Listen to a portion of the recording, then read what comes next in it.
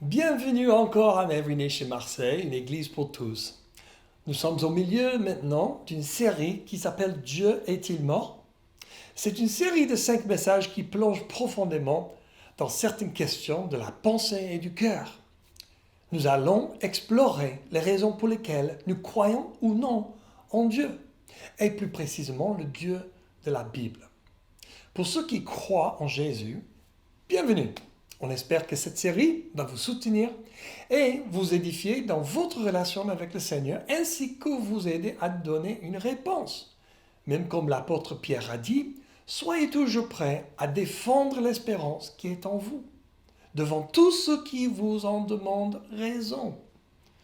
Pour les gens qui cherchent Dieu, la science, la philosophie et l'histoire, c'est aussi pour vous. Et dans cette série, nous examinerons 5 sujets précis présentés par 5 intervenants différents. Numéro 1, et Dieu n'est-il qu'une illusion? Et c'est moi qui l'ai traité la semaine dernière. Numéro 2, pourquoi y a-t-il quelque chose plutôt que rien? Ça c'est aujourd'hui avec Dr. Lara Abou-Khalil. Le troisième, si Dieu est bon, pourquoi le coronavirus? Avec Anthony Pouyen. Numéro 4, la résurrection de Jésus est-elle un fait ou une fiction? Avec Raphaël Oal. Et le dernier dans la série, c'est numéro 5, comment Jésus est-il le seul moyen ou le seul chemin? Avec Théa Pouyen. Pouvons-nous vous encourager à être ouvert d'esprit? Notre conférencier aujourd'hui est Dr. Lara Abou-Khalil. Lara est titulaire d'un doctorat en physique, option matière condensée et nanosciences de l'Université d'Aix-Marseille en janvier 2017. Son domaine de recherche est sciences des matériaux et des alliages métalliques.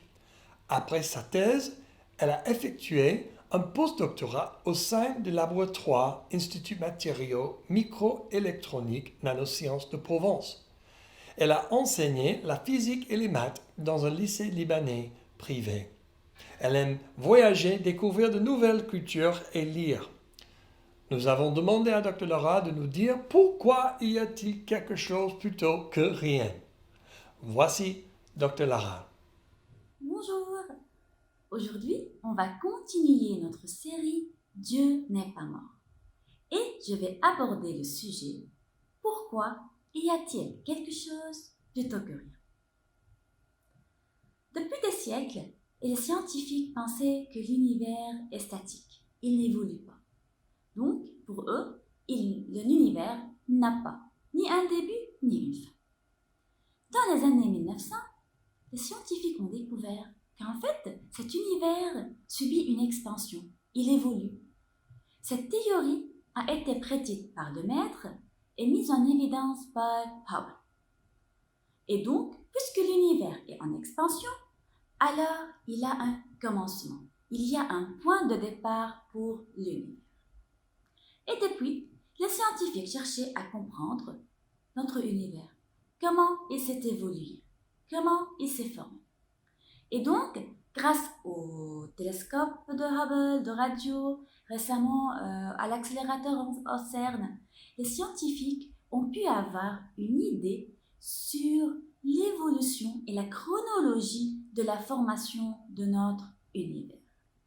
Mais il y a toujours une question mystérieuse à laquelle les scientifiques essayent de répondre, c'est qu'est-ce qui s'est passé à l'instant zéro? Qu'est-ce qui a déclenché la formation et la création de notre univers? Plusieurs scientifiques ont essayé de répondre à cette question, et un d'eux, c'est Stephen Hawking, qui a dit dans son livre The Grand Design, puisqu'il y a une loi telle que la gravité, l'univers peut se créer du néant. Déjà, c'est quoi le néant? Il faut distinguer entre le néant qui est absolu et le rien qui est relatif. Je vais expliquer. Si je suis en train de chercher un livre dans un tiroir et je ne le trouve pas, je dis il n'y a rien dans ce tiroir. Donc rien ici, c'est l'absence du livre dans le tiroir. Mais je peux avoir autre chose. Alors que le néant, c'est le rien du tout. Ça nie la présence de toute chose. Et si on revient à la citation de Stephen, on voit bien qu'il a dit, puisqu'il y a la loi de la gravité. Et donc déjà, on ne part pas du néant. On a une loi de gravité. D'où vient cette loi? Qui a créé cette loi? On sait bien que les lois de la physique décrivent ce qui se passe dans l'univers. La force gravitationnelle, c'est la force d'attraction entre deux corps. Donc si la pomme n'a pas tombé sur la tête de Newton, on n'aurait dû pas parler de la gravité. Et donc, cette force-là décrit l'attraction entre la pomme et la Terre. Et cette loi n'a pas créé la pomme et la Terre. On sait bien que la matière, l'énergie, le temps et l'espace ont été créés après le Big Bang. Donc, avant le Big Bang, on avait l'absence de la matière, de l'espace-temps et de l'énergie. Donc avant, on essayait d'expliquer tout par la matière et l'énergie. Mais maintenant, puisqu'on a su que la matière et l'énergie ont commencé à exister, donc on ne peut pas expliquer tout par eux. Encore, si on va parler de l'énergie, on ne peut pas dire que l'énergie a été créée de rien, car on est en train de contredire la loi de la thermodynamique. Et donc, l'univers s'est créé d'un rien indétectable. Un rien qui est au-delà de la matière, de l'espace-temps et de l'énergie. L'univers s'est créé de ce rien. La question la plus importante, en fait, pourquoi on a cet univers plutôt que rien? Pourquoi il y a une vie sur la Terre plutôt que rien? Pourquoi on est vivant? Quel est le but? Quelle est la source de la vie? Pourquoi? Donc, si on observe l'univers, on voit bien, on constate qu'il est créé et destiné pour qu'il soit habitable, pour avoir une vie. On voit bien que la création de l'univers n'est pas un accident. Je vais expliquer, je vais donner des exemples. On sait bien que lors du Big Bang, toutes les lois de physique ont été créées. Et ainsi, on a pas mal de constantes qui ont été créées, des constantes qui décrivent l'univers, juste à l'instant où le Big Bang a eu lieu. Donc, si on va parler par exemple de la force gravitationnelle, où on a pas mal dans cette expression la constante gravitationnelle. Cette force-là a joué un rôle dans la formation des étoiles. Si cette force avait été un peu plus forte, la durée de vie des étoiles aurait été trop brève pour laisser apparaître les planètes. Et si cette force de gravité a été un peu plus faible, cela aurait changé la contraction de la matière stellaire, rendant la formation du carbone impossible. Et donc, on voit bien une légère variation de la constante gravitationnelle on n'aurait pas avoir la Terre ni le carbone qui est nécessaire à la vie. Prenons un deuxième exemple, la force électromagnétique. Cette force-là, elle est présente à l'intérieur de l'atome. On sait bien que la matière est formée des atomes. Et chaque atome est formé d'un noyau autour duquel on a des électrons qui tournent, qui orbitent. Donc, c'est la force électromagnétique, c'est la force entre le noyau atomique et l'électron. Si cette force était un peu plus forte, donc les électrons vont être tellement attachés au noyau que ça va rendre les réactions chimiques et les liaisons chimiques presque impossibles. Et donc, on peut dire que la réaction chimique ou la liaison chimique entre l'atome d'hydrogène et l'oxygène est impossible. Donc, si cette relation est impossible, donc on n'aurait dû pas avoir la molécule d'eau. Et donc, ne pas avoir de l'eau, ça veut dire qu'on n'a pas de vie sur Terre. Ensuite, si cette force était un peu plus faible, donc l'électron n'est pas du tout retenu au noyau, et donc la formation de l'atome telle qu'elle est impossible. Et donc, si j'ai pas d'atome, alors je n'ai pas de la matière, et donc on n'a pas de la vie. Et donc, on voit bien même cette force-là, l'électromagnétique dépend de pas mal des constantes. On va parler de la masse d'électrons, masse du proton, du neutron. Donc, il y a pas mal des constantes qui entrent qui jouent un rôle dans cette force. Et donc, si on veut citer des exemples, il y a pas mal des exemples. Et tout ça montre que tout se passe comme si quelqu'un avait minutieusement réglé les constantes de la nature pour modeler l'univers et le rendre habitable. Et donc, pourquoi cet univers, avec toutes ces constantes physiques-là, c'est pour qu'il soit habitable. Donc, pour avoir de la vie. La question, c'est comment la vie est apparue sur Terre. Selon les scientifiques, ils disaient que les premières molécules organiques nécessaires pour produire la vie, donc on parle de l'ADN et des protéines, se seraient formées au cœur de mares chaudes contenant des molécules inorganiques. Donc, dans d'autres termes, dans ces mares-là, on a toutes les composantes nécessaires pour avoir la vie. Ces composantes-là sont présentes au cours du temps et avec du hasard, ont formé la cellule. D'accord. Déjà, c'est quoi l'ADN? Les gènes codés par l'ADN constituent la source d'informations génétiques nécessaires au bon fonctionnement des cellules et du corps humain. Donc là, quand on parle de la cellule, on parle des informations génétiques. L'ADN a une structure très compliquée et très complexe. C'est une longue chaîne à double hélice formée de 4 sortes de bases azotées. Et ces 4 bases-là, 4 sortes, sont mises d'une façon bien organisée, bien déterminée.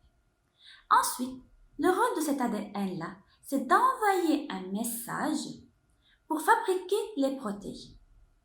Et les protéines, à leur tour, sont formées d'une séquence d'acides aminés. Et selon la séquence formée, la protéine occupe un fonctionnement dans l'organisme.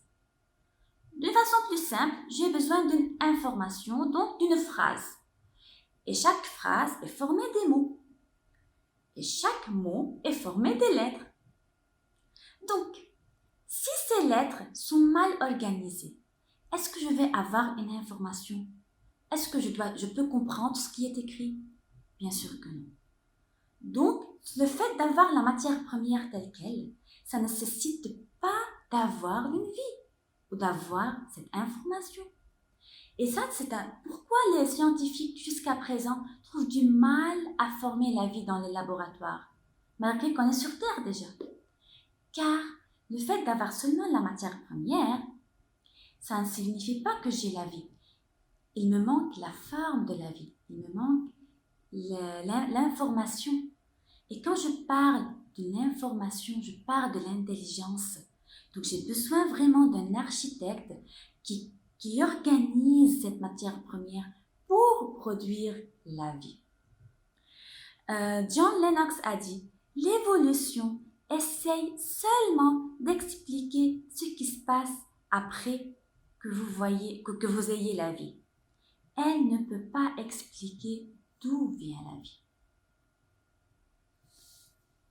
Donc, avoir une vie, j'ai besoin d'un être intelligent, d'un architecte qui met tout ce qu'on a besoin en forme.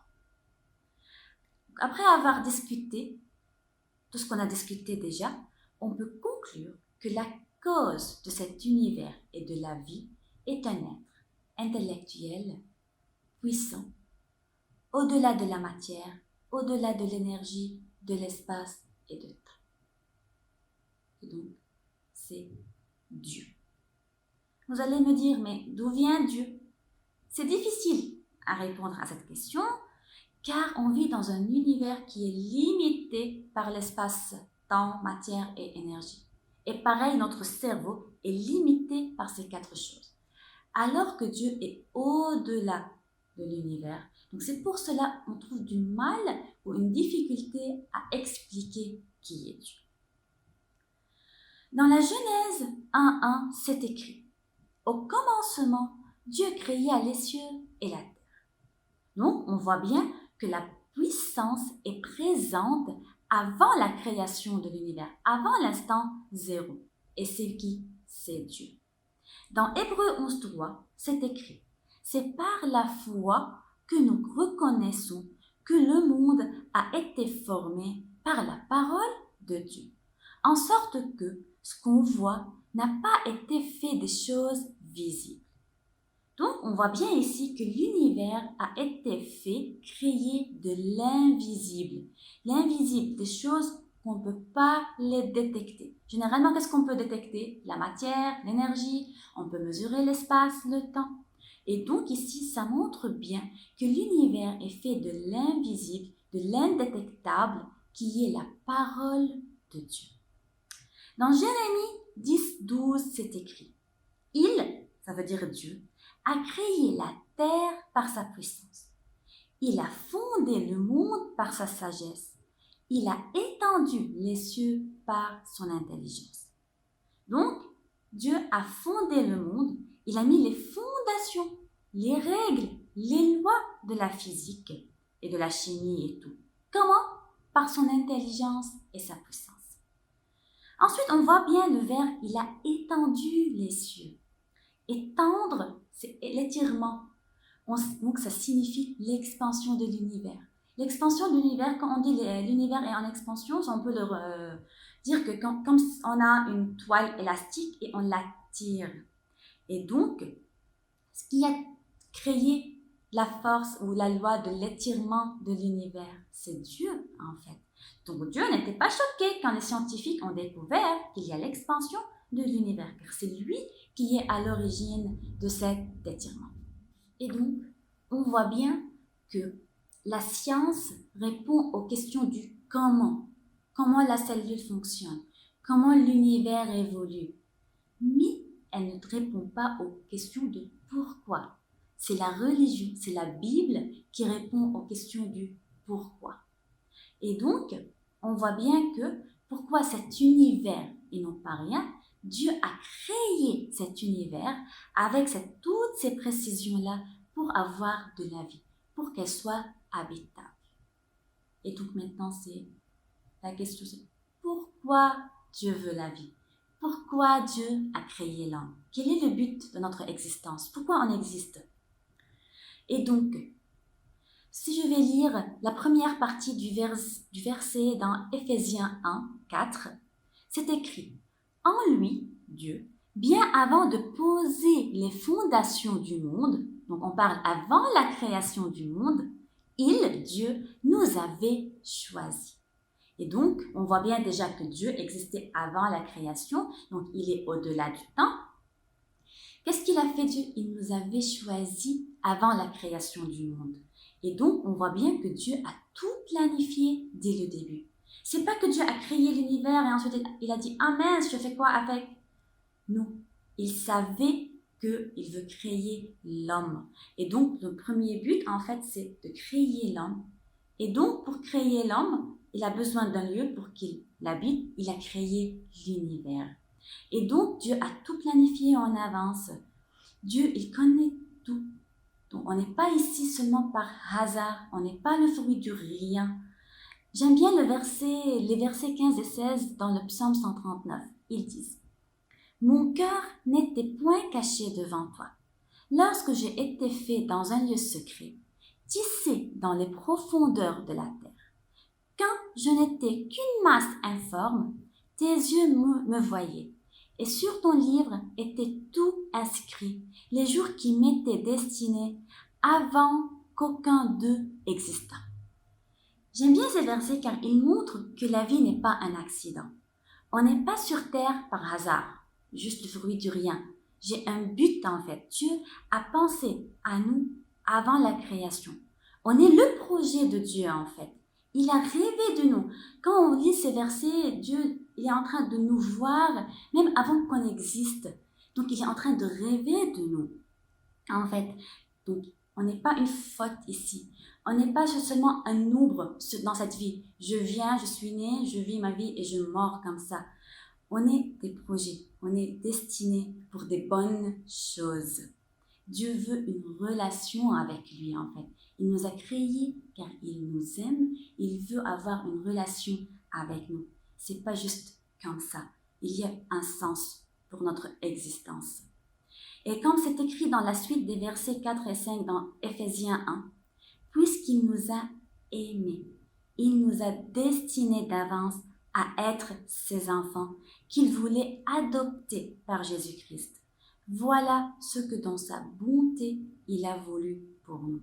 Et donc, pour nous, il veut une relation qui ressemble à la relation du Père et Fils, car il nous a aimés. Et donc, Dieu t'aime, il veut une relation avec toi, la relation Père-Fils. Il a des bons plans et des bons projets pour ta vie. Et donc, si tu es en train de chercher la vérité, je t'encourage à chercher Dieu de tout ton cœur. Et tu vas avoir la réponse. Tu vas trouver la vérité. Ah, pourquoi il y a cet univers? Pourquoi tu es ici sur Terre? Tu n'es pas venu juste par hasard. Et ni la vie est par hasard. Donc, tout est dans le projet et dans le plan de Dieu pour nous. Merci bien, Dr. Lara, pour votre temps et pour cette belle présentation que tu nous as donnée aujourd'hui.